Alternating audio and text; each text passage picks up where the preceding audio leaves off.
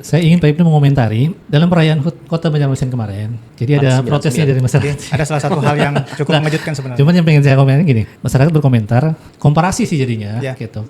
Kenapa pada perayaan HUT yang terakhir kemarin itu masyarakat itu ada jarak dengan artis, dengan para pejabat dan seterusnya. Beda dengan zamannya Pak Ibnu dulu gitu. Ya kan? Pak Ibnu dulu nggak begitu gitu. Nah, tanggapan teknik. Ini pertanyaan sulit dijawab. Lulus SPI Sarjana Perikanan, saat itu pikiran saya itu hanya mau bikin tambak, budidaya, punya kolam pemancingan. Sesuai jurusan lah. Sesuai jurusan lah ya. Aman damai lah ya kan. Artinya buka rumah makan selesai ya kan. Ilmunya ada lah. Budidaya udang, saya itu kan lagi booming udang. Mindsetnya adalah berubah. Ketika kita ingin berbelanja di minimarket, kita harus bawa kantong belanja sendiri. Nah, itu yang 2 tahun itu prosesnya. Sudah hanya dicela, dimaki, diprotes. Kadang-kadang dari minimarket mengatakan sudah banyak ini pembeli ini kan memborong macam-macam, kada diberi kantong plastik. Kenapa sih susahnya? Petugas itu teller biasanya menyebut itu nah melarang. Ada foto saya di situ. Paham lah. Paham. Tapi saya dulu pernah dengar nih Pak Ibnu bilang di Banjarmasin itu nggak ada banjir, adanya calap. Nah, Bujur saja itu. Karena orang Banjar itu kan menyebut banjir yang mungkin sejam 2 jam turun lagi itu calap, bukan banjir namanya kan. apa sih bisikan religi yang membuat Bapak itu tiba-tiba dari orang yang ya di dekat dengan masyarakat tiba-tiba memutuskan untuk masuk ke dunia politik yang ya notabene kata sebagian orang nih Pak Mohon maaf serem gitu. Bisikan religi nih ya. Iya, jauh. Bahkan ada beberapa orang yang bilang malaikat gen kalau masuk ke politik itu jadi iblis. Artinya masih panjang nih jenjangnya kan? Iya. Pertanyaan penutup sebelum ditutup dah. Iya, udah habis 1 jam kita ngobrol ya.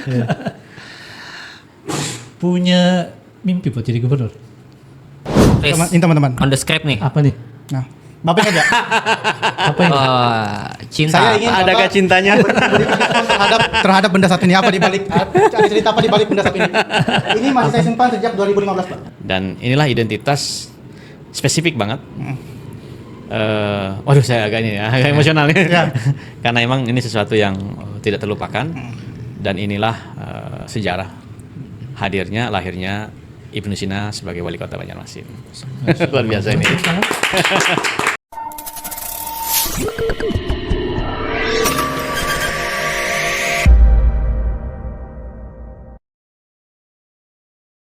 Oke, halo Sobat Positif dimanapun Anda berada. Jumpa lagi dengan saya Dian. Hari ini di podcast Suara Positif, ruang berbagi energi positif dan inspirasi kebaikan. Hari ini saya seperti biasa ditemani oleh Bang Wahyudi. Halo. Dan juga Bro Muhris. Halo semuanya. Hari ini kami kedatangan tamu yang sangat spesial.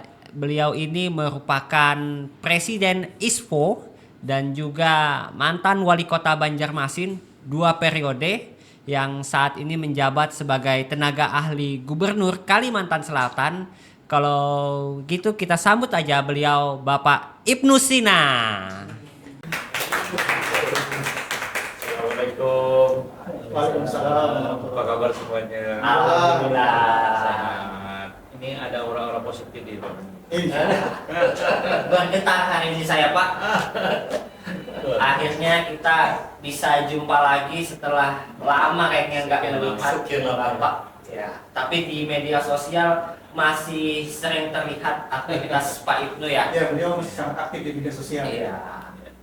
Yang terbaru ini saya dengar Pak Ibnu mendirikan ISPO, Ibnu Sina Foundation. Saya pengen dengar nih sedikit dulu terkait aktivitas terbaru Pak Ibnu setelah tidak lagi menjabat sebagai wali kota Banjarmasin. Nah, karena beliau ini kan satu-satunya orang yang berhasil menjadi wali kota Banjarmasin 2 periode. Dalam sejarahnya di Banjarmasin ini Kongres belum ada yang pernah jadi wali kota 2 periode. Nah, orang di depan kita ini yang berhasil pecah telur pertama kali. Ada supporternya rupanya. Ya, baik. Pertama, udah ini terkaget-kaget Pak. Ada reunian kami ini. Sama Daud juga dan yang lain. Jadi ISPO itu sebagai wadah melanjutkan kiprah kami di Banjarmasin dan juga di Bandung. Di waktu 4 Januari 2025 yang lalu, pas di ulang tahun saya yang ke-50, nah itu saya izin pamit di hadapan Pak Gubernur juga saat itu, sekaligus kami mendeklar berdirinya Ibnu Sina Foundation yang disingkat ISFO sebagai wadah bagi para pelaku UMKM, ekonomi kreatif, dan juga bergerak di bidang pendidikan dan wadah bagi kiprah kegiatan kemasyarakatan lainnya. Sebetulnya idenya ini dari staf muda wali kota Banjarmasin. Karena saya kan punya 9 orang staf muda wali kota. Oh iya. Termasuk juga UMKM binaan Pemko saat itu. Pak kayak apa nih kalau sudah biar tidak menjabat? Nah, apa saya ada di Banjarmasin? Apa biar kiprah kita tetap apa yang pian rintis itu bisa terus berlanjut. Nah, gimana caranya? Mbak, kita bikin yayasan aja, organisasi sebagai tempat dan wadah untuk kami tetap bisa bekerja sama dengan pihak. Jadilah ISPO itu. Namanya macam-macam kemarin. Ada yang UMKM Center, ada yang ekonomi kreatif hub gitu. Akhirnya ya sudah, kenapa kada identitas Pak Ibnu Sina aja? Sebagai kenang-kenangan wali kota 2 periode dan masyarakat masih ingat dengan nama itu.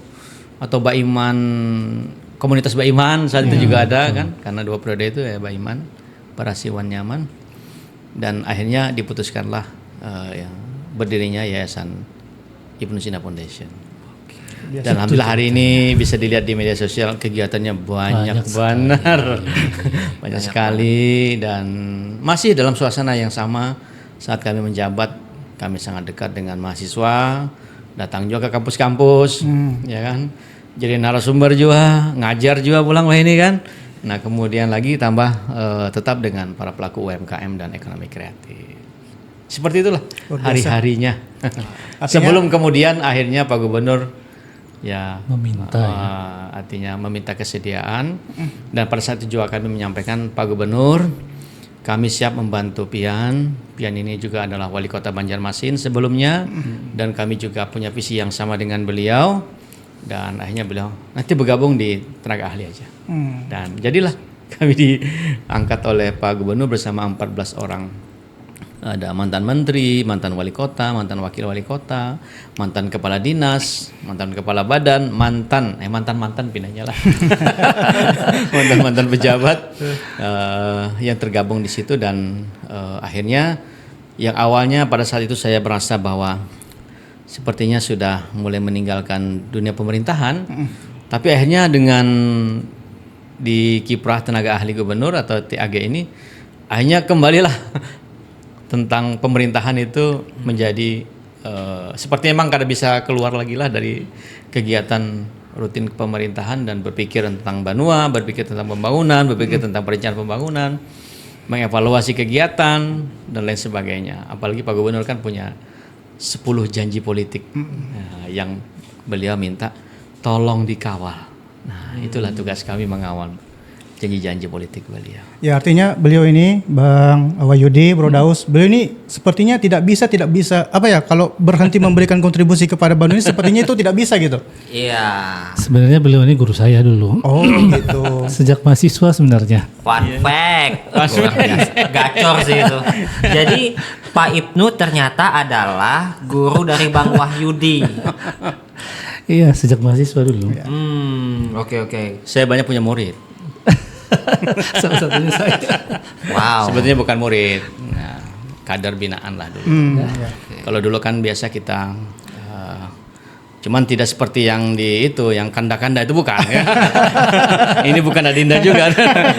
Tetapi antara junior, senior dan junior mungkin karena sama-sama berkiprah di kampus, mungkin kami lebih dulu, ada anak-anak baru yang wah ini cakep juga nih kan, artinya pemikirannya ya, kemudian visinya, kritisnya. Nah itulah yang kemudian hari ini juga di ISPO itu. Bahkan kami sedang mempersiapkan MAPRES, mahasiswa berprestasi untuk bisa tembus 5 besar nasional. Wow. Jadi ada mentornya, Mentornya yang memang Mapres juga. Kebetulan istri juga mantan Mapres juga dulu. Bu Asila itu mahasiswa berprestasi Fakultas Kedokteran dulu. Kalau saya dampingi aja. Nah, lalu kemudian mahasiswa-mahasiswa baru ini yang punya kans untuk bisa tembus nasional, bisa bersaing dengan kampus-kampus besar di Indonesia. Kenapa tidak? ULM misalnya, Universitas Mangkurat itu bisa berkiprah juga di tingkat nasional. Dan insya Allah target tahun ini bisa, mudah-mudahan bisa jadi juara 1 nasional. Amin, amin. Kita doakan, kita aminkan. Karena yang membimbing mereka, mementor mereka juga adalah mantan-mantan Wapres, mantan mahasiswa berprestasi. Mungkin dari Bang Wahyudi kan beliau tadi sudah singgung nih, udah lama kenalnya gitu. Iya. Mungkin beliau ada yang mau ditanyakan ya sama beliau Bang Wahyudi. Dari Bang Wahyudi silakan Bang Wahyudi. Sebagai orang yang sudah kenal dengan beliau lama. Gitu. Reuni Akbar. Reuni judulnya. Pak Ibnu, saya tertarik dengan wali kota 2 periodenya. Oke. Kan pecah telur nih cerita. Pecah telur. Nah, yang pertama ini terkait dengan waktu akhirnya bisa 2 periode itu bagaimana? Situasi kejiwaan waktu itu. Saat itu ada suasana kebatinan juga soal kutukan 2 periode itu. Jadi memang belum pernah ada. Ya, bahkan wali kota sebelumnya pun Pak Haji Muhyiddin saat itu kalau beliau maju lagi sebagai wali kota insya Allah terpilih untuk kedua kali. Tapi saat itu kan beliau akhirnya memilih untuk maju ke provinsi. Nah, kada jadilah 2 periodenya kan gitu. Nah, kemudian ya kita berikhtiar karena memang situasi politik itu sangat lokalitas. Apa yang kami jalani mungkin tidak sama dengan hari ini situasi kondisinya, tetapi saat itu sangat mendukung masyarakat juga karena kami memang terjun ke lapangan di periode pertama, kegiatannya bisa santai, bisa serius, kemudian juga ke kampung-kampung, baik formal ataupun juga informal, sehingga kemudian pertemanan di dunia politik juga bisa lintas partai, lintas organisasi, ya kan, lintas ormas dan lain sebagainya. Itulah modal dasar sebetulnya untuk bisa berhasil di periode kedua. Walaupun jujur saya katakan, jujur Lin ya, jujur Lin. Periode kedua itu lebih berat daripada periode pertama. Justru periode pertama itu lempeng. Kenapa lebih berat? Karena yang saya lawan perempuan. Ibu-ibu. Tahu kan yang saya maksud? Saya rasa juga para pemirsa juga tahu maksud dari beliau. Nah, sehingga kemudian 3 calon itu bahkan di awalnya memang merasa bahwa periode kedua ini bisa lebih gampang. Justru di periode kedua lah sampai gugatan 2 kali ke MK. Oh, berarti 2 kali ya, Pak? 2 kali gugatan ke MK. Dan itu memang pertarungan yang membawa warna tersendiri dalam pengalaman politik saya ya. Karena di periode pertama kan tidak ada gugatan. Nah, di periode kedua itu sekali menggugat sehingga 2 kali gugatannya. Kita berinteraksi dengan persidangan di Mahkamah Konstitusi seperti apa. Kita lebih tahu tentang situasi di dalam seperti apa karena emang menjalaninya. Ya. Jadi kalau cerita-cerita apa di MK ya sedikit banyaknya kita sudah menjalaninya. Bagaimana bersidang di sana? Emang gratis sekali sidang? Enggak kan? Semua ada kosnya ya. Ada kosnya itu, ya. Jadi betul-betul menambah pengalaman. Alhamdulillah di periode kedua itu kan sudah ada modal di periode pertama. Ya, siap. Jangannya digugatnya di periode pertama bisa-bisa kalah juga kita. Tidak punya pengalaman, tidak punya modal. Tetapi itulah dinamika politik ya dan memang harus dijalani.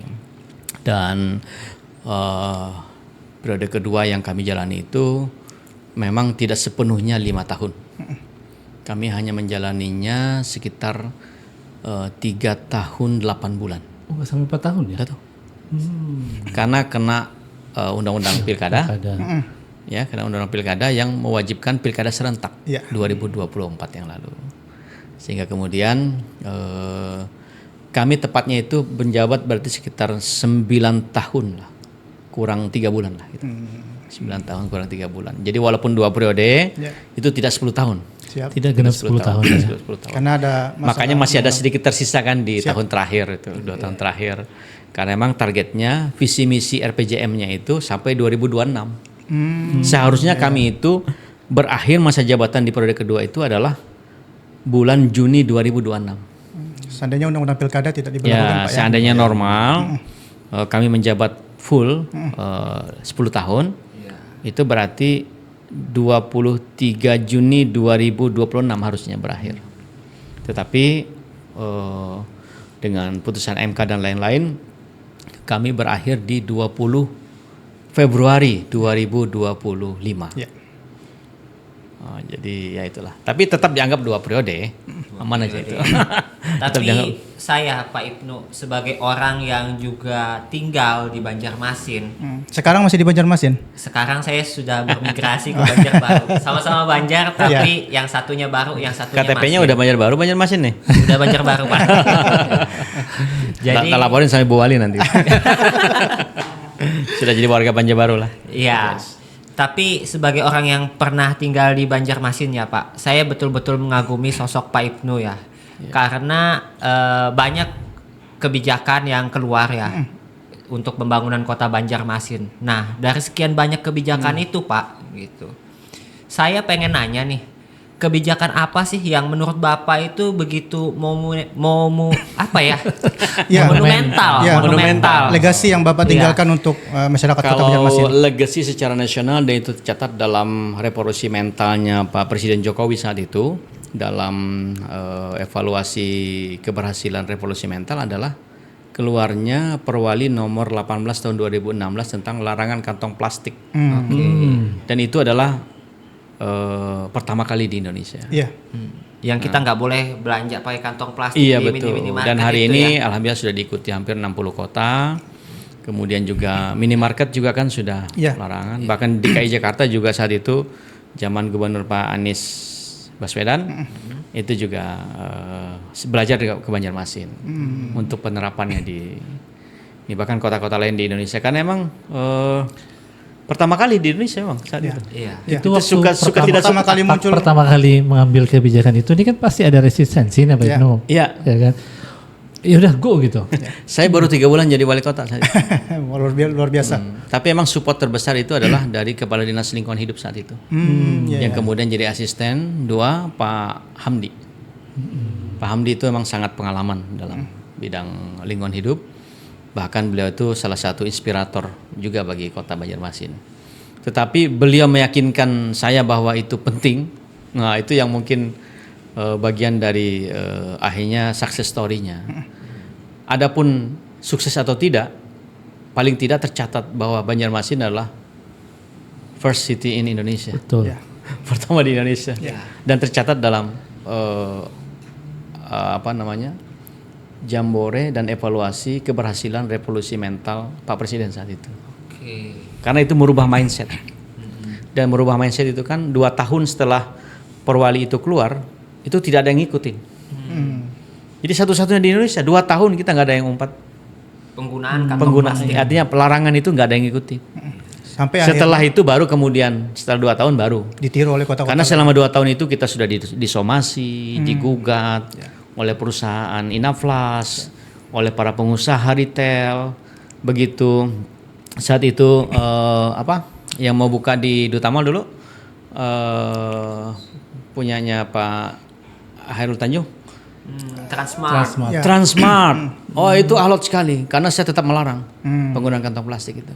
Sampai akhirnya mereka memperkenalkan produk-produk plastik yang ramah lingkungan, baik yang yang Cassava, yang dari singkong, ataupun juga yang mungkin 3 bulan terurai, ada yang 6 bulan terurai.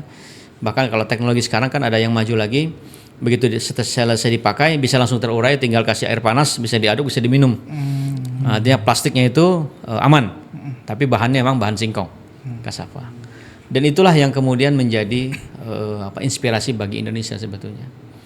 Dan saat itu dari Antara, Kantor Berita Nasional, juga memberikan apresiasi untuk kami sebagai kota pertama di Indonesia yang menginspirasi lahirnya larangan kantong plastik yang hari ini sudah diterapkan di semua minimarket di Indonesia, terutama di pasar-pasar modern, sehingga kita berbelanja tidak diberi kantong plastik. Nah, mindsetnya adalah berubah ketika kita ingin berbelanja di minimarket, kita harus bawa kantong belanja sendiri. Nah, itu yang 2 tahun itu prosesnya. Sudahnya dicela, dimaki, diprotes. Kadang-kadang dari minimarket mengatakan sudah banyak ini pembeli ini kan memborong macam-macam, kada diberi kantong plastik. Kenapa sih susahnya? Petugas itu teller biasanya menyebut tunah nang melarang. Ada foto saya di situ.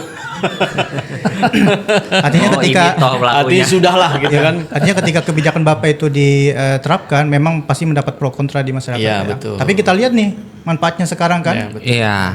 Bukan hanya menginspirasi kota-kota di Kalimantan Selatan, bahkan juga menginspirasi kota-kota di Indonesia. Bahkan hari ini pun saat itu waktu kami ada event di Asia Pasifik di Kuala Lumpur, kita rebutan nih. Mana nih kota pertama di Asia Pasifik yang melarang kantong plastik? Rebutan antara Klaim, Pak, ya? Antara Shah Alam Kuala Lumpur, Malaysia dengan Banjarmasin. Sampai akhirnya diputuskan saya itu oke. Kata konsultan dari Jepang itu bahwa first city in Asia Pasifik is Banjarmasin. Oke. Jadi skala itu yang monumental lah. Gacor walaupun mungkin masyarakatnya menurut atau tidak, nah itu kan kembali ke mindset sebenarnya, Pak, ya? Mindset dan juga ada manfaatnya. Paling tidak dalam catatan kami ada sekitar 5% pengurangan timbunan plastik di TPA. Saat itu kami catat karena memang dari yang masuk ke TPA itu dicatat oleh truk-truk yang masuk, dan pengurangan plastiknya hampir 5%. 5% dari 600 ton. Wow. Jadi rata-rata pengurangan kantong plastik itu antara 2 atau 3 truk lah sehari. Dengan adanya perwali itu. Jadi suka tidak suka itu adalah sesuatu yang sudah kita lakukan. Dan mungkin orang lupa ataupun ingat itu tidak masalah. Yang penting kita sudah memulainya. Mudah-mudahan awalan memulai ini mendapat pahala ininya amal jariahnya. Amal jariahnya.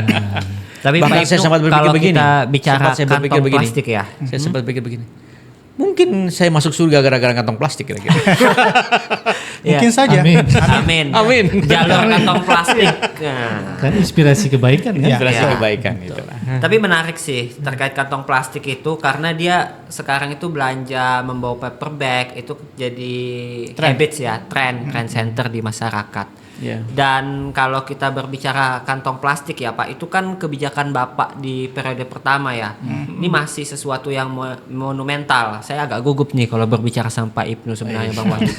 Cuma ya nggak apa-apa lah. Jadi gugup. Iya, karena dia kalau mendemo nggak gugup. Tapi kalau wawancara dia gugup. Sering demo ya berarti ya? Enggak.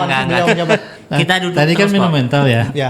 Seingat saya, selain kantong plastik ini kalau bicara prestasi bukan hanya nasional kan, tapi tadi itu tingkatnya Asia Pasifik.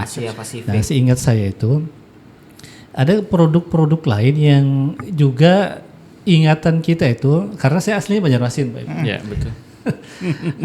Ingatnya dengan beliau gitu, ya kan. Kalau tidak salah periode pertama, periode kedua visinya itu menjadikan Banjarmasin sebagai kota sungai terindah ya. Oh iya, betul. Sungai Kelayan apa biasanya? Sungai Kelayan bajunya bersih. Ya. Itu cukup sekian, terima kasih. Ada pantunnya, ke kampung Melayu menukar kain. Cakep. Kain sasirangan, pakaian raja. Cakep. Ayo Bapak dan Ibu, datanglah ke Banjarmasin. Siap. Kota sungai terindah di Indonesia. Iya. Saya ingatnya yang Sungai Kelayan aja Pak. Berarti mau selesai kita ini kan. Jadi emang visi tentang sungai itu memang sejak awal. Karena saya sebetulnya terinspirasi dari wali kota, mantan wali kota Pak Effendi Ritonga. Beliau itu punya memori yang sangat rapi. Bahkan catatan tentang memori jabatan yang sangat rapi tentang visi Banjarmasin sebagai kota sungai. Di Banjarmasin the River City.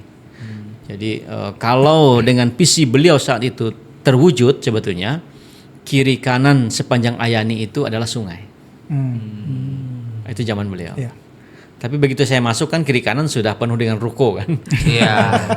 Jadi Pak Effendi Ritonga gimana ceritanya ini kalau ulun hendak sesuai dengan visi pian itu? Apakah kita harus bongkar semua nih jembatan-jembatan yang ada? Kemudian ruko-ruko ini kita tata sedemikian rupa. Waduh, berat itu Pak Ibnu katanya. Jadi kalau itu hendak diwujudkan juga, ya mungkin ditata aja lah. Nah, salah satunya adalah Sungai Veteran itu. Saat ini kan sedang progres ya, walaupun lepas pro kontra soal program NUFREP ya, artinya revitalisasi Sungai Veteran untuk pengendalian banjir secara nasional. Nama programnya adalah NUFREP, National Urban Flooding Resilient City. Artinya program nasional untuk ketahanan kota menghadapi banjir. Ya. Paham lah? Paham. Tapi saya dulu pernah dengar nih Pak Ibnu bilang di Banjarmasin itu nggak ada banjir, adanya calap. Nah, Bujur aja itu. Karena orang Banjar itu kan menyebut banjir yang mungkin sejam 2 jam turun lagi itu calap, bukan banjir namanya kan. Karena memang rumahnya di pinggir sungai. Sehingga kemudian sesuatu yang biasa mereka berinteraksi dengan banjir. Artinya di Kelayan itu ya memang dari dulu ya begitulah kan, memang begitu pasang ya akhirnya jalan basah kan. Nah, tapi begitu surut ya jalanan kering lagi. Nah, yang paling penting adalah bahwa 1000 sungainya jangan sampai hilang. Kami itu mengembalikan waktu saya masuk itu sekitar 109 sungai yang terdaftar. Tapi setelah itu kita inventarisir ulang, ada juga yang memang saluran-saluran kita revitalisasi, kita hidupkan. Kemudian juga ada sungai-sungai baru yang juga kita buat di kawasan perumahan terutama, sehingga terakhir kami meninggalkan kota Banjarmasin itu ada 209 sungai lah yang ada. Jadi ada tambahan 100 sungai dan saluran yang kemudian kita hidupkan untuk memastikan bahwa resilient city, daya tahan kota itu sejauh mana kota Banjarmasin ini bisa memelihara dan merawat sungai-sungainya. Maka ketika itulah sungai ini tidak akan, kota ini tidak akan tenggelam. Dia punya daya tahan terhadap perubahan iklim. Kemudian juga secara modern sudah kita modernisasi. Adanya pompa-pompa, terutama yang di samping balai kota. Itu kan untuk pengendalian Sungai Belasung. Sehingga sekarang kita sudah tidak lagi melihat di depan Hotel A itu atau di depan BNI itu terjadi genangan di sepanjang Lembu Mangkurat, karena memang pompanya sudah jalan ketika misalnya banjir atau calap tadi itu langsung pompa langsung keluar. Ya, sistem itulah yang saat ini sedang kita perbaiki, dan alhamdulillah ini dilanjutkan oleh Pak Wali Kota Pak Yamin. Mudah-mudahan ini bisa semakin bagus lah untuk daya tahan, minimal di tengah kota tidak terjadi calap atau banjir tadi. Sehingga ketika hujan mungkin lebih dari 2 jam, udah siap-siap aja mesinnya dihidupkan. Nah, jadi saluran harus lancar. Kemudian begitu ada intensitas curah hujan yang tinggi, langsung dipompa keluar. Pompa keluar sehingga polder-polder ini bisa walaupun belum sepenuhnya ya, belum sepenuhnya. Sebetulnya kalau Sungai Tatas itu bisa difungsikan, kan di muara Sungai Tatas itu kan ada pintu air. Nah, jadi sampai ke Sungai Sutoyo. Nah, kemudian tembusnya ke Belasung di belakang Telkom itu dan sepanjang Lembu Mangkurat. Nah, itu aja cukup sebetulnya untuk menghindari terjadinya genangan air yang sangat besar di kawasan itu. Karena ini kan ada polder-polder sudah. Kalau kita mempolder Sungai Martapura kan tidak mungkin. Karena itu kan arus transportasi juga masih dipakai, pariwisata juga dipakai gitu. Tapi kalau untuk kawasan di tengah kota dengan sistem saluran-saluran yang ada pintu-pintu airnya, itu bisa dikendalikan airnya. Begitu air sudah mulai banyak, tinggal hidupkan pompa yang mungkin 6 inci atau 6 inci ini ya diameternya, itu bisa dalam mungkin 10-15 menit pun bisa langsung turun airnya. Sehingga kemudian tengah kota tidak kebanjiran. Ya, dan sekarang terbukti. Saya kan beberapa kali kalau lewat di Jalan Lembu Mangkurat itu, Pak, biasanya kalau sebelum ada pompa itu, biasanya pasti terjadi genangan meskipun sebenarnya hujannya curahnya tidak terlalu tinggi. Tapi sekarang meskipun lama hujannya, itu sudah tidak seperti dulu-dulu lagi. Artinya sudah bekerja tuh itu sistemnya. Tapi kuncinya jangan sampai saluran itu tersumbat oleh sampah. Nah, ini berarti kadang-kadang di kawasan Sudi Mampir itu buang sampah ke saluran, ataupun juga kawasan sepanjang kiri kanan Lembu Mangkurat itu saluran-saluran tersumbat, tidak dipelihara, sehingga kemudian air tidak bisa langsung ke Sungai Belasung. Padahal kita memompanya kan dari Sungai Belasung. Kalau itu tersumbat, ya akhirnya terjadi genangan. Makanya pastikan bahwa saluran ini lancar. Begitu curah hujan tinggi, air itu segera turun ke minimal tidak di aspal lah gitu. Ayo masyarakat kita sama-sama jaga lingkungan kita dengan tidak membuang sampah sembarangan. Ya, oke. Not di bawah. Jadi kuncinya ada di maintenance ya. Ya, Fondasinya udah dibikin, Betul. kepemimpinan selanjutnya tinggal menyambung aja lagi terkait masalah banjir dan sampah. Iya, kan di desain RPJM jangka panjang kota itu didesain dengan pola sustainability development. Artinya ini pembangunan berkelanjutan. Jadi siapapun nanti wali kotanya sudah ada master plan-nya. Bahwa dalam 20 tahun yang akan datang kota Banjarmasin itu ingin jadi apa yang harus dilakukan kan sudah ada di situ rincian-rinciannya. Tinggal wali kota terpilih itu membreakdown per 5 tahun. Apa yang harus tercapai dalam 5 tahun. Nah itulah pentingnya pembangunan itu berlanjut. Jadi siapapun gubernurnya, siapapun wali kotanya, siapapun bupatinya, sebuah pembangunan itu harus terencana dalam 30 atau 50 tahun. Sehingga per 5 tahun dicapai oleh siapapun wali kotanya. Jadi ada goal besarnya, jadi ada vision yang jauh ke depan terkait dengan Banjarmasin sebagai kota sungai tadi. Dan di periode terakhir saya di periode pertama itu kan landscape kota itu sudah dapat anugerah juga di Guangzhou dulu, dan itu juga satu-satunya di dua di Indonesia. Pertama yang dapat penghargaan tentang kota-kota dunia tadi itu adalah salah satunya Taman Bungkul Surabaya di zaman wali kota Ibu Risma. Kemudian di Indonesia yang nomor 2 yang dapat predikat itu adalah landscape kota sungai Banjarmasin. Itu kawasan Menara Pandang dan sekitarnya, kemudian areal sampai ke kawasan Kota Lama, lalu kemudian di kawasan Pasar Lama. Nah itu adalah landscape kota yang dianggap mempengaruhi perilaku masyarakat menuju suasana kota yang lebih baik, baik itu sebagai ruang terbuka publik ataupun juga ruang interaksi sosial. Dan kawasan itu sudah tertata dengan baik, dan kita yang kedua di Indonesia setelah Taman Bungkul Surabaya. Banyak sekali beliau. Iya. Atau ditanya aja ke beliau, kalau dihitung dari periode pertama ke periode kedua, jumlah penghargaan yang diterima berapa? Nah itu kayaknya banyak sih, tiap hari ada aja saya lihat tanya dulu itu. Sebetulnya tidak berakhir di penghargaannya. Apalagi kalau kita membanggakan penghargaan Adipura misalnya, karena penghargaan Adipura itu kan situasi saat itu. Jadi kalau misalnya, dan ini kan setiap hari terus berkembang. Jumlah penduduk berkembang, kemudian tumpukan sampah semakin berkembang, kebijakan nasional juga berbeda. Kita meraih Adipura di periode saya, itu kriterianya berbeda dengan Adipura di periode yang lain. Jadi akan sangat berbeda. Sehingga kemudian 4 kali kita meraih Adipura itu, hanya di tahun terakhir kan 2 tahun terakhir kita tidak dapat lagi. Karena pertama kriteria penilaian juga berbeda. Indikatornya berbeda-beda Pak ya. Kemudian di zaman Pak Prabowo sebagai presiden, Menteri Lingkungan Hidupnya kan tidak lagi berorientasi pada Adipura. Artinya ini hanya sekedar penghargaan untuk kota-kota yang punya effort yang bagus untuk tentang pendidikan. Tetapi siapapun yang punya TPA dan TPA-nya itu masih open dumping, terbuka, walaupun kotanya bersih, itu tetap tidak dapat Adipura. Begitu. Tahu di kita. Kriterianya. Jadi siapapun kotanya bersih, tetapi pembuangan sampahnya tidak dengan sistem sanitary landfill, artinya tertutup, tidak ada bau dan macam-macam, itu tidak akan dapat Adipura. Walaupun kotanya bersih. Begitu. Jadi itu tambahan kriteria yang memang lebih ketat lah begitu. Dan saya sepakat soal itu. Dan memang solusi terhadap persampahan itu salah satunya adalah waste to energy, di mana sampah jadi energi, baik itu untuk listrik ataupun juga untuk yang lain.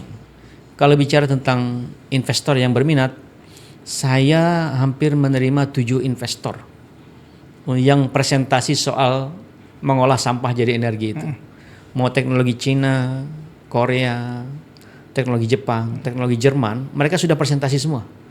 Tetapi sampai sekarang belum ada yang berlanjut ke pembangunan dan berinvestasi di kita. Jadi sebetulnya ada kabar baik karena Danantara sudah mulai berorientasi untuk membangun sendiri.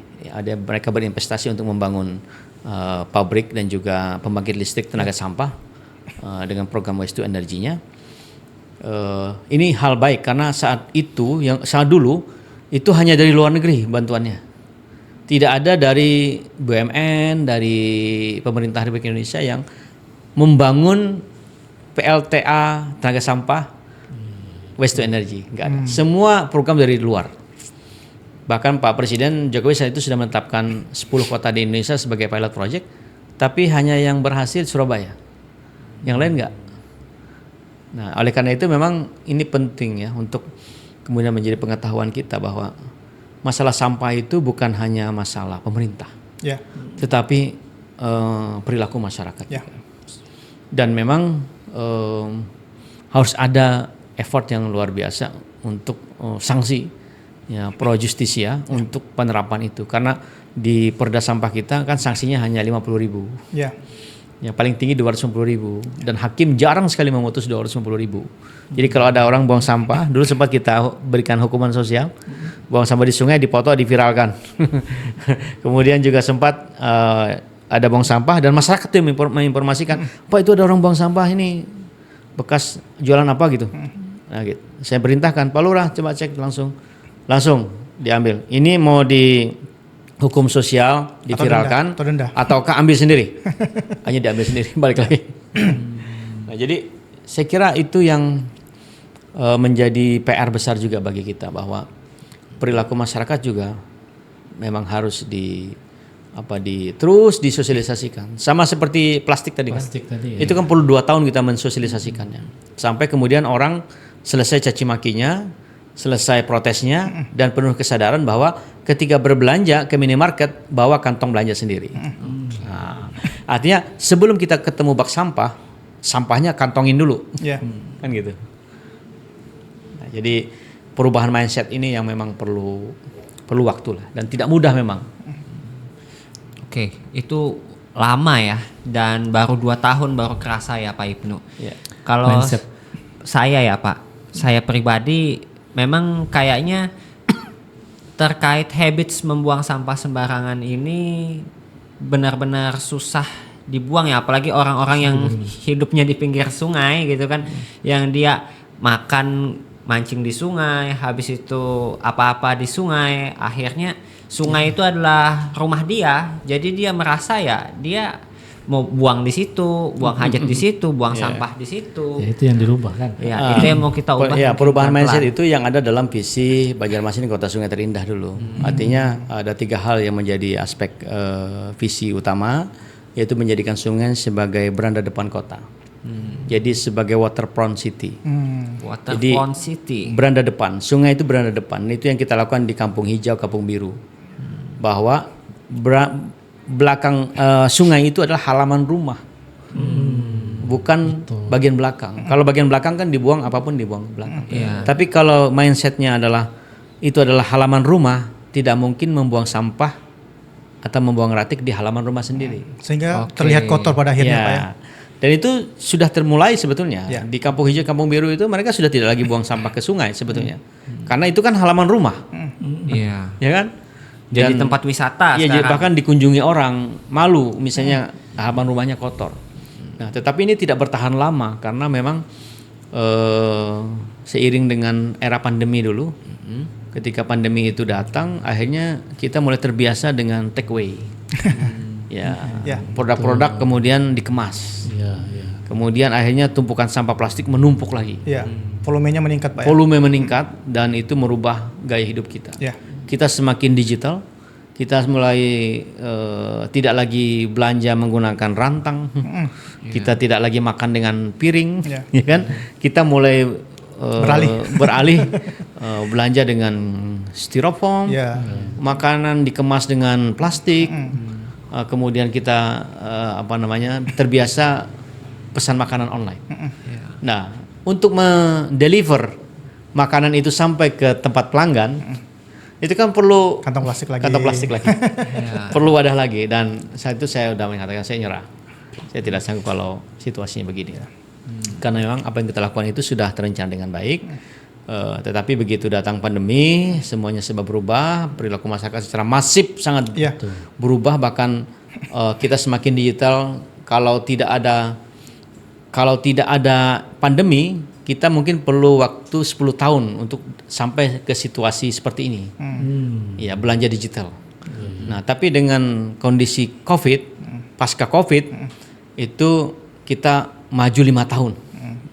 Ya, artinya perilaku kita sehari-hari berubah menjadi sangat online semuanya, menjadi sangat digital semuanya.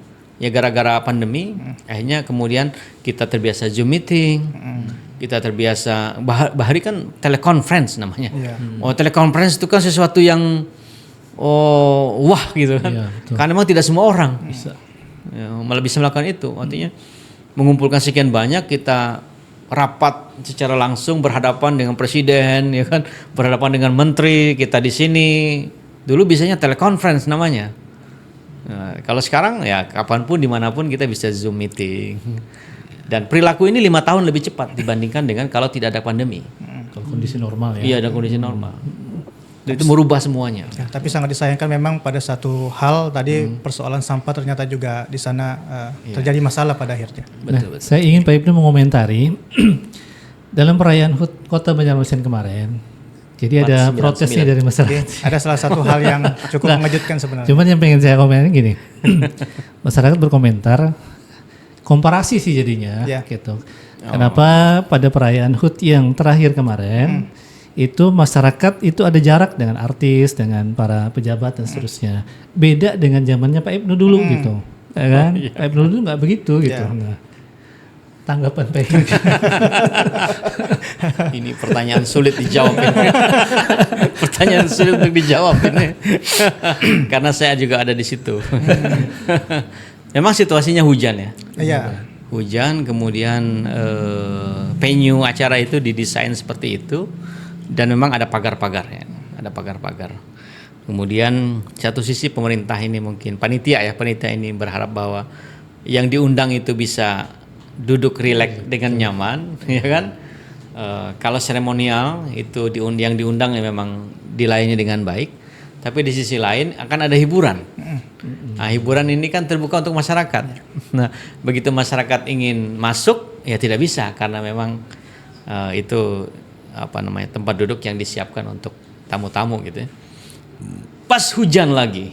Nah, pas hujan situasinya jadilah seperti itu dan menurut saya tidak fair juga kalau untuk mengkomparasi. Dan saya juga tidak ingin mengkomparasi dan tidak juga ingin membanding-bandingkan. Tetapi kalau masyarakat merasa itu lebih nyaman dengan situasi seperti itu, bisa jadi pelajaran bagi panitia HUT atau ulang tahun Banjarmasin yang akan datang dan bahkan dimanapun sebetulnya ulang tahun itu dilaksanakan di kota-kota, provinsi.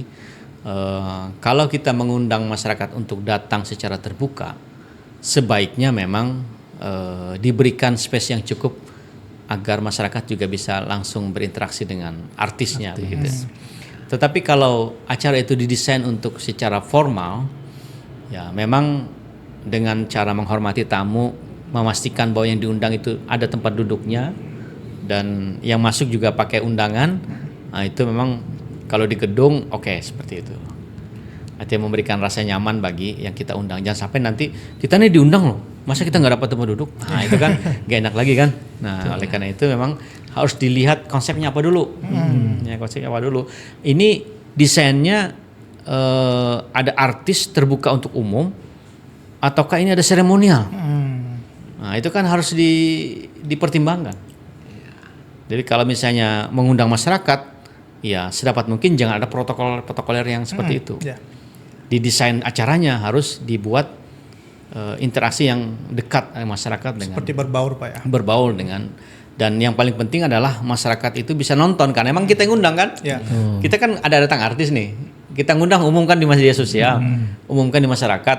Ayo, maka berbondong-bondonglah masyarakat ini kan, dengan apalagi artis itu ada idolanya kan gitu. Iya. Gratis lagi kan. Dan pastilah mereka datang berbondong-bondong, berperahu-perahu dan juga bermobil-mobil ya kan, bahkan untuk datang ke situ. Jadi mungkin desainnya aja. Pastikan dulu desainnya apa. Kita ngundang artis ini memang ngundang masyarakat. Kalau konsekuensi ngundang masyarakat, berarti seremonialnya dikurangi. Kemudian layout acaranya, layout tempat acaranya harus sedapat mungkin. Apakah ini selesai seremonial, begitu selesai seremonial, pagar dibuka, masyarakat bisa berbau. Nah, itu kan bisa didesain seperti itu. Bisa aja. Oke. Jadi saya tinggal jawab ya. Dari tadi menghadang apa jawabannya nih lah. Ini kan khas politisi kan. Diplomatis. Nah, dan kalau melihat Banjarmasin hari ini, Oke. ini hampir setahun ya dengan setelah selesainya kemarin Januari 20 Februari 2025 ya. Hampir setahun lah ya. Ya belum, masih 10 bulan, 9 bulan.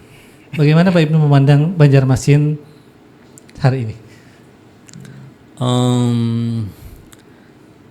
Pak Yamin dan Ibu Ananda sebagai wali kota dan wakil wali kota kan punya janji politik juga. Kemudian apa yang sudah kita lakukan, pesan kami yang baik-baik dilanjutkan. Kemudian yang belum sempurna tolong disempurnakan. Karena kepemimpinan itu bukan terbatas hanya 5 tahun. Ya kan, karena periode itu ada dilakukan dan itulah proses demokrasi yang terjadi. Jadi saya melihat beberapa kebijakan kami yang bagus dilanjutkan oleh beliau. Dan itu sudah seharusnya begitu. Yang kurang-kurang atau mungkin belum ada itu beliau lakukan.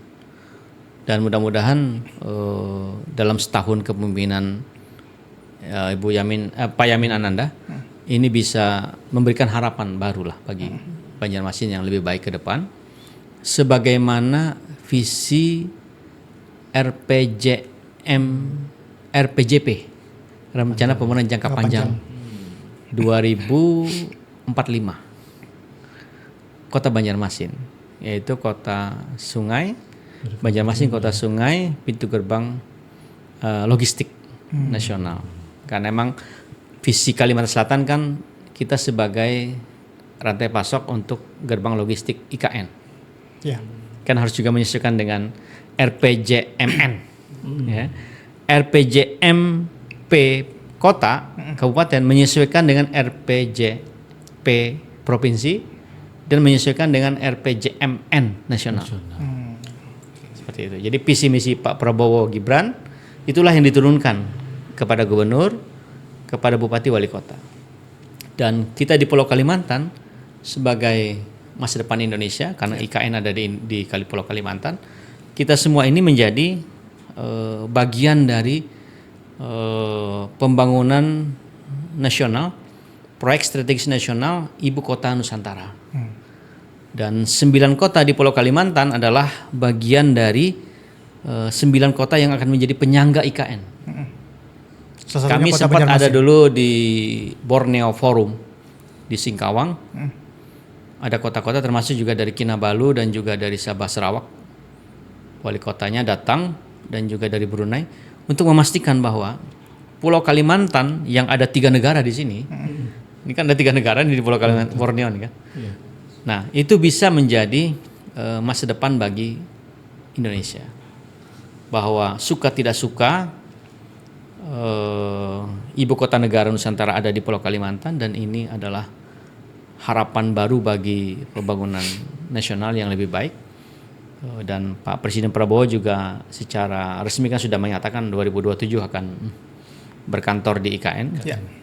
Dan itu akan status daerah istimewa Jakarta sudah tidak ada lagi istimewa daerah khusus ibu kota, tetapi sudah daerah Kota Jakarta, DKJ. Ya, daerah Kota Jakarta. Daerah khusus Jakarta. Daerah khusus Jakarta. Jadi tidak lagi sebagai ibu kota negara dengan undang-undang yang ada. Nah, sehingga kemudian suka tidak suka kita harus mempersiapkan diri. Infrastrukturnya, SDM-nya. Jangan sampai jadi kayak orang Betawi yang tersingkir ke Depok dan Bekasi.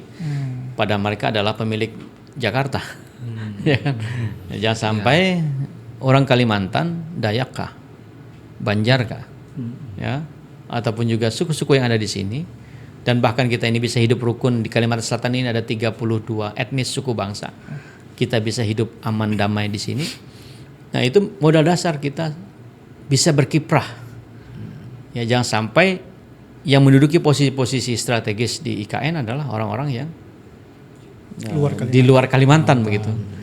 Nah, walaupun mungkin kita kembali ke kompetensi kan, kembali ke harus dipersiapkan berarti Pak ya. Dan suasana aman damai ini harus kita jaga, kita rawat, karena modal dasar pembangunan itu kata pahlawan nasional kita Soeharto. baru. Kan pro kontra nih. Trilogi pembangunan. Ya. Nah, keamanan itu menjadi modal dasar pembangunan. Itu lagi pembangunan. Pernah ikut penataran P4 nggak? Ini kita ini 125 jam ikut penataran P4. Pancasila Undang-Undang Dasar. Beda generasi nih. Beda generasi ya, beda generasi. Artinya bahwa bukan pendekatan keamanan, tetapi situasi yang aman, damai itu adalah waktu yang paling pas untuk membangun. Kalau situasinya rusuh, apa yang kita bangun akan hancur. Jadi aman, damai, 32 etnis suku bangsa bisa aman damai di sini. Burung putih hinggap di jambu. Cakep. Limbah di jambu terbang ke sungai. Cakep. Ayo kita semua bahu-membahu wujudkan Kalimantan Selatan yang aman dan damai. Jadi kalau dulu itu kacamatanya adalah kacamata wali kota Banjarmasin, sekarang ini kacamatanya melihat dari sisi Kalimantan Selatan sebagai tenaga ahli gubernur.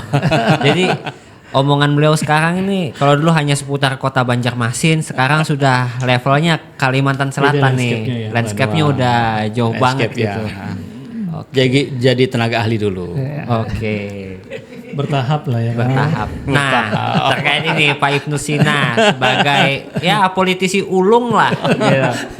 2 kali menang sebagai wali kota Banjarmasin. Pernah menjadi anggota DPRD provinsi. 3 periode. 3 periode. Ya udah terbukti menang di mana-mana gitu.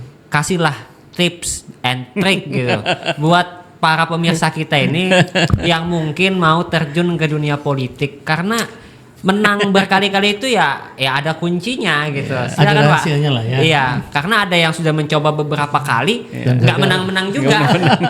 Ini cerita pribadi atau gimana nih? Enggak, ini cerita orang banyak. Ini pengamatan, bukan pengalaman. Sebetulnya jawabannya Wahyudi juga udah tahu. Jadi politisi itu jangan baper. Ya. Jangan bawa perasaan. Apalagi jadi demonstran. Wow. Kan selesai sidang kan mereka senyum-senyum aja, setelah itu mereka berkawan aja. Jadi kalau ingin jadi politisi ya memang harus dari bawah. Karena dari bawah itulah kita bisa merasakan nanti ketika kita di puncak seperti apa. Kalau yang tiba-tiba di puncak dia tidak tahu situasi. Mungkin dia diinformasikan tetapi tidak sebagaimana merasakan ketika dia yang menjalaninya. Jadi idealnya memang jadi caleg dulu lah di kabupaten kota gitu kan. 1 periode jadi anggota Dewan Kota Banjarmasin atau Dewan Banjarbaru, periode berikutnya jadi anggota Dewan Provinsi Kalimantan Selatan. Amin Kanus. Amin. Ya kan? Siapakah yang menjabat itu?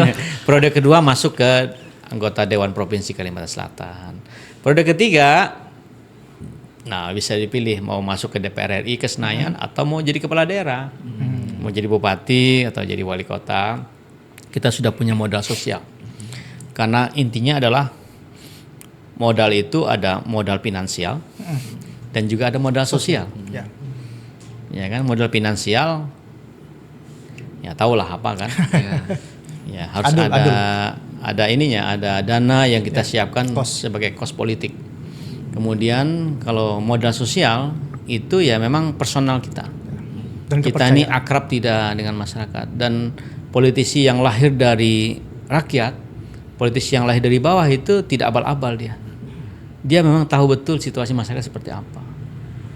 Nah, beda tadi tiba-tiba mungkin anak siapa gitu kan, tiba-tiba jadi gubernur misalnya, tiba-tiba jadi menteri atau tiba-tiba jadi wali kota, bupati, dia tidak paham di bawahnya seperti apa. Nah, sehingga kemudian nanti ada gap antara kebijakan dia dengan dengan kepentingan masyarakat. Sehingga saran saya kalau kita sudah terjun ke dunia politik, Pertama memang kita harus menjiwai yang sampai politik hanya sekedar kendaraan dan juga batu loncatan. Ya, tak perlu ada duit nih ya kan.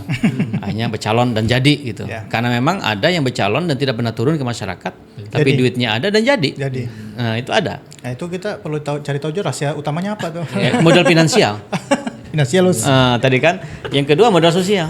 Seharusnya memang kita miliki lah. Paling tidak modal sosial, kita dikenal, kita banyak kawan.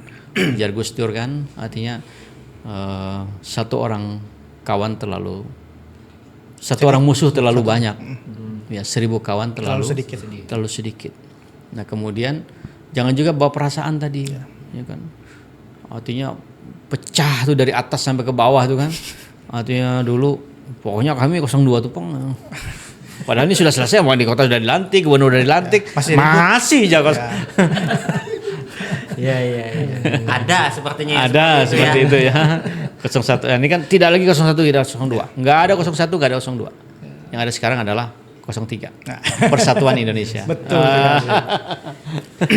Iya. Tapi saya punya highlight menarik nih apa dari itu? track record Pak Ibnu sebagai seorang politisi. Jadi kan Pak Ibnu ini dikenal sering ngisi khutbah Jumat. Ulama lah ya gitu.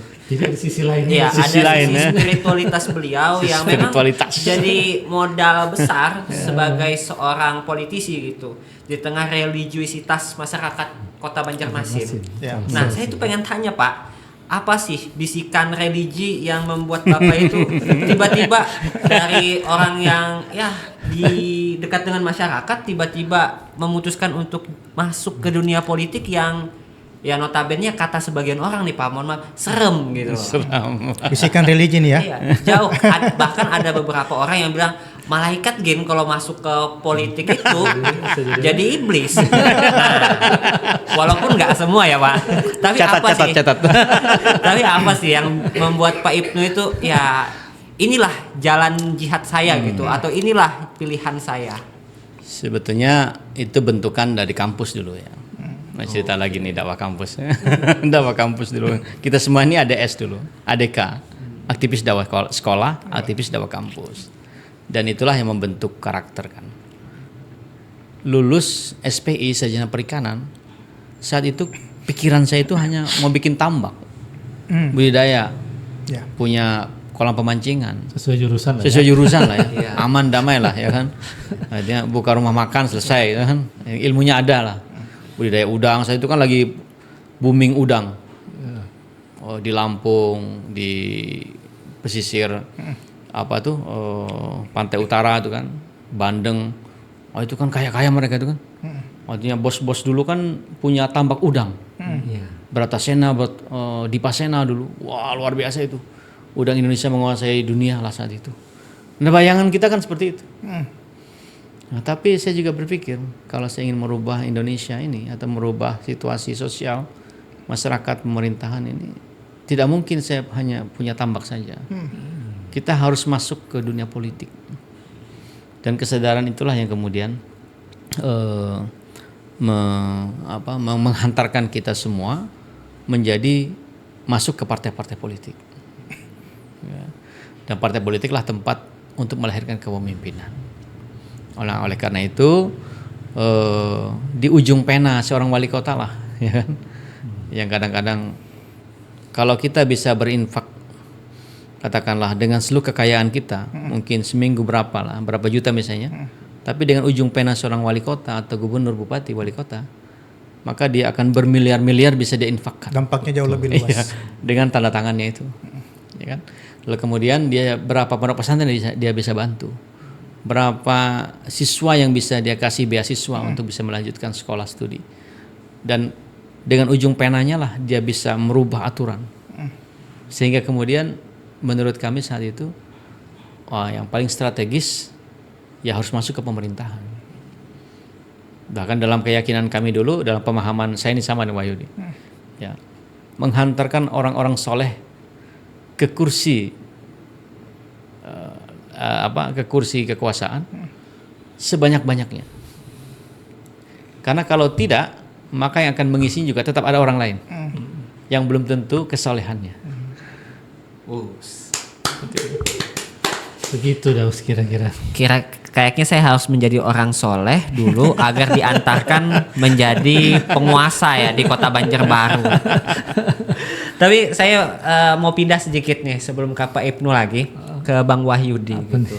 Sebagai orang yang pernah mengantarkan orang soleh ke kursi kekuasaan gitu. Iya kan? Sebagai orang yang pernah mengantarkan orang soleh nih Bang Wahyudi gitu. Kira-kira gitu. Sosok pemimpin seperti apa sih yang menjadi dambaan orang khususnya generasi muda atau dambaan Bang Wahyudi sendiri sehingga orang ini layak kita perjuangkan agar dia bisa memperoleh kekuasaan itu. Karena kan banyak nih tipe kepemimpinan tapi memilih pemimpin yang seperti ini atau memilih untuk mengantarkan mungkin seorang Ibnu Sina atau Muhyiddin atau Hasnur Yadi atau siapapun itu kan ada pilihan. Apa yang biasanya nih kalau tadi dari kacamata politisi, kita mau dengar dari kacamata seorang rakyat nih. Iya nggak sih? Beliau juga rakyat. Iya, tapi kan beliau sekarang punya jabatan nih. Ini yang rakyat pure nih kita bertiga biasa. Masih. Ya. Silakan Bang Wahyudi. Ini kan contohnya sudah ada beliau ya, Pak Ibnu Sina. Kalau kita melihat paparan tadi, saya jadi bisa bikin pointer sebenarnya. Yang pertama, kata Pak Ibnu tadi kan mengantarkan orang soleh ke kursi kekuasaan. Berarti kan pointer pertama itu syaratnya soleh tuh. Ya. Tapi indikator soleh kan banyak. Ya, paling tidak tahu dulu mana yang benar mana yang salah. Oke, betul banget. Atau yang kedua, tadi juga saya sepakat bahwasanya kata Pak Ibnu tadi, kalau kita mau melahirkan pemimpin itu bagusnya dilahirkan dari bawah. Jadi dia berkarir dari bawah dulu tuh, ya kan? Masuk dulu.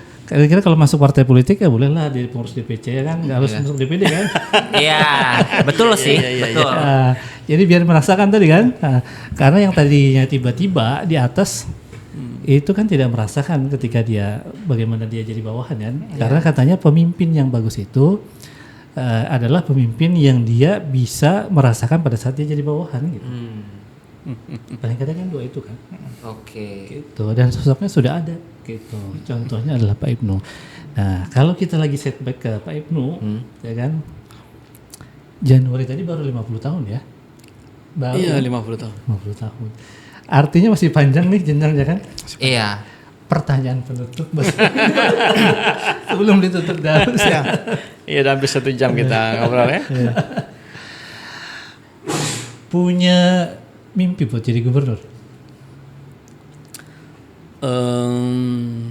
Adapun kemana setelah ini, saya berharap tetap ada panggung dan juga kontribusi untuk Banua kita.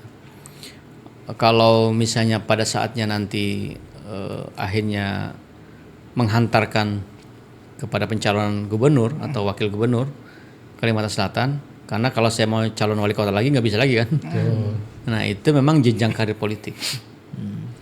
Nah sehingga dalam kondisi apapun saya siap jadi gubernur atau wakil gubernur dan siap juga untuk tidak jadi gubernur ataupun juga tidak jadi wakil gubernur. Karena memang perjalanan hidup kita kan masing-masing.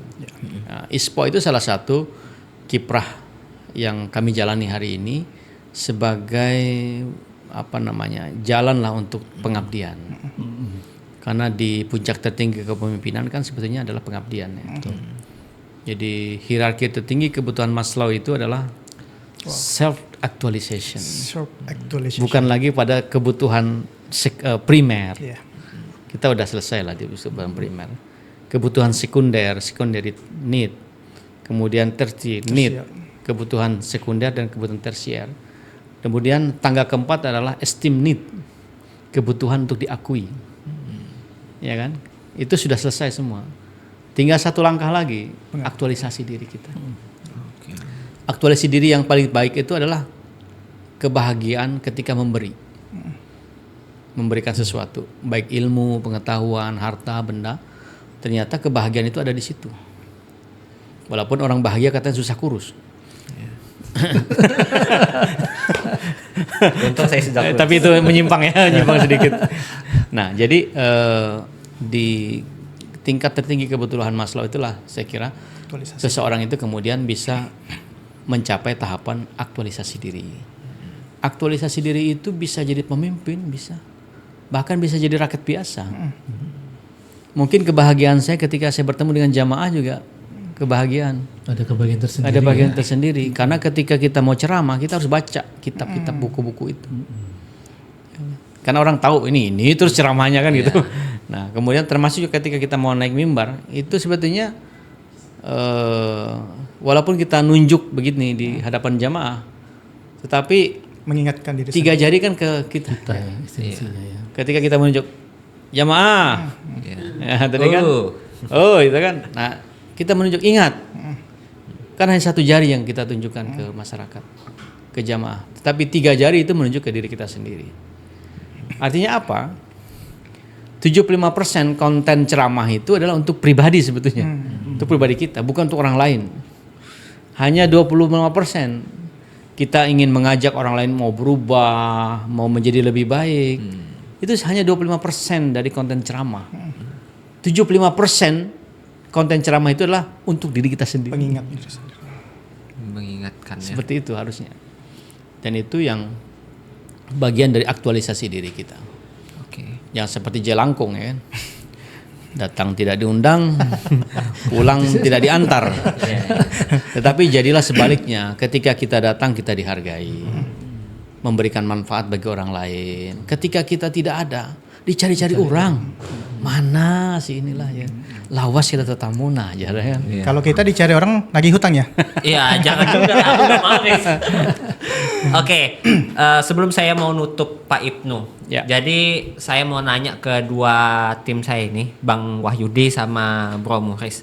3 kata sih tentang seorang Ibnu Sina gitu. Iya, belum.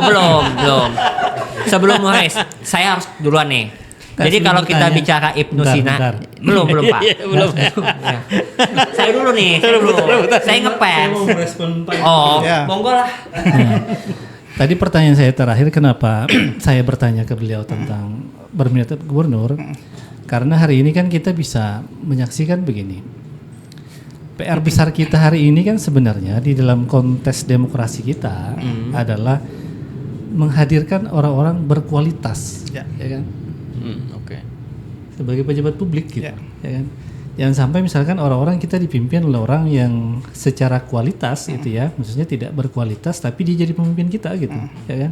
Nah, PR besar kita menghadirkan orang-orang berkualitas menuju pejabat publik, eksekutif dan seterusnya kan. Karena ini kan tadi kata beliau, penanya ini kan berdampak bagi kita gitu. Jadi kalau nanti kemudian kita salah pilih, ini kan dampak juga ke kita gitu. Nah, sehingga arus besar kita hari ini sebenarnya adalah bagaimana memperbanyak tadi orang soleh atau kemudian dalam bahasa umumnya orang-orang yang berkualitas masuk ke kursi kekuasaan. Oke, tapi saya mau pesan Bang, kita jangan terus-terusan nganterin orang gitu. Kalau saya sih pengen diantar gitu. Bukan jadi tim sukses ya. Tinggal persiapkan tadi kata beliau kan ada 2 modalnya kan, modal finansial dan modal sosial tadi. Iya. Nah, kembali lagi nih sebelum saya closing karena Pak Ibnu harus dengar nih. Yes, saya rekam nih. Iya. 3 kata tentang Ibnu Sina. Saya cuma mau bilang sampah. Karena beliau ini adalah orang yang mempelopori soal pengurangan kantong plastik dan berhasil mengurangi sampah di Kota Banjarmasin. Yang kedua, imam. Beliau ini adalah seorang, saya bilang ulama, khotib dari masjid ke masjid yang secara spiritualitas saya akui, Pak Ibnu Sina. Dan yang ketiga adalah pemuda, karena beliau dekat sekali dengan pemuda. Salah satunya kebijakannya dulu ya. Staf muda wali kota. Dan kalau kita bilang Ibnu Sina, di kepala saya ada 3, sampah, pemuda, dan imam. Nah, itu harus di underline ya kata sampah itu ya, soalnya bisa disalahpahami masyarakat. Betul. Ini harus bahaya ini kan. Iya, 3 kata saya tentang seorang Ibnu Sina. Nah, saya mau dengar dulu sebelum ke Bang Wahyudi. Bro Muhriz, 3 kata tentang Pak Ibnu Sina. Saya sebenarnya tidak ingin menjawab itu. Nah, saya ada sesuatu hal yang sebenarnya yang saya ingin tunjukkan kepada saya aja Pak Ibnu Sina nanti. Muris beda kali. Ya. Jadi kalau 3 kata tentang Pak Ibnu Sina, yang pertama muda. Oke. karena masih 50 tahun kan. Ya, gitu. Artinya jenjang karirnya masih panjang. Yang kedua soleh. Ya. Karena tadi kata Daus kan, Iya. isi khutbah segala macam. Jadi kan udah soleh, yang ketiga inspiratif. Ya, Oke. sepakat. Kenapa inspiratif? Ya kan banyak kalau kemarin waktu kebijakan jadi wali kota banyak hal-hal baru yang itu jadi Contoh. Oh, bagi pionir ya. nasional ya. Oke. Betul. Ya. Silakan Bang Mukhlis. Ya, sebelum ditutup oleh Bro Daus, saya mau tunjukkan satu barang Pak ke Bapak, satu benda. Benda? Dan saya ingin Benda apa nih? Bapak merespon benda ini. Mudah-mudahan Bapak masih ingat ya. Apa Saya ini? udah persiapkan sebenarnya Pak. Benda apa ini? Ini Apa? bendanya Apa juga kecil. Kita nggak dikasih tahu. Iya. Chris, Ini teman-teman. on the script nih. Apa nih? Nah, Bapak ingat ya? Apa ini? Cinta. Saya ingin Adakah Bapak cintanya? memberikan respon terhadap benda satu ini. Apa di balik? Ada cerita apa di balik benda satu ini? Ini masih saya simpan sejak 2015 Pak. Oh, tim sukses rupanya ini semua. Ada cerita apa Pak di balik satu benda itu Pak? Ini pin relawan cinta. Oke. Di periode pertama Ibnu Sina Herman maju sebagai calon wali kota dan wakil wali kota Banjarmasin. Dan inilah identitas spesifik banget. Waduh, saya agak ini ya, agak emosional nih. Karena emang ini sesuatu yang tidak terlupakan. Dan inilah sejarah hadirnya, lahirnya Ibnu Sina sebagai wali kota Banjarmasin. Luar biasa ini. Relawan cinta. Dengan relawan cinta. Relawan cinta. Adakah Makanya cintanya? biasanya ada cintanya. Atau bahkan sekarang masih adakah cintanya? Masih adakah cintanya? Masih ada. Walaupun di periode kedua ini tidak dipakai lagi. Di periode kedua itu lebih ke Baiman 2. Baiman 2 tetap visi Banjarmasin Baiman, Barasi Wan Nyaman dan lebih bermartabat. Karena visinya saya itu adalah keberlanjutan. Dan semua itu bagian dari sejarah perjuangan. Ya pasang surutnya lah. Ya. Dan saya juga ingin menunjukkan sesuatu untuk kalian semua. Siap. Oke. Ada apa Pak? Sini. Oh ya. Oke. Oh ya. Nah, ini dia. Buku Pak ya. Buku Iya. Ibnu Sina. Haji Ini Ibnu harus Sina. 9 tahun lebih nih menjalani ini baru ada cerita di buku ini. Haji Ibnu Sina, Ya. Wali Kota Banjarmasin 2016, 2021 sampai Membangun dengan Banjarmasin 2025. Baiman. Membangun Banjarmasin Baiman. Mudah-mudahan jadi inspirasi politik lah. Amin. Siap. Positif ya. Siap. Dia akan melengkapi koleksi buku di rumah positif kami nih Pak. Oke. Selamat. Ya. Oke. Silakan Bro Daus. Oke, terima kasih Pak Ibnu Sina, politisi muda. Kenapa saya bilang politisi muda? Semangatnya. Tadi kata Bang Wahyudi, karena beliau di posisi hari ini masih di umur 50-an, artinya memulai karir politiknya di usia yang sangat muda.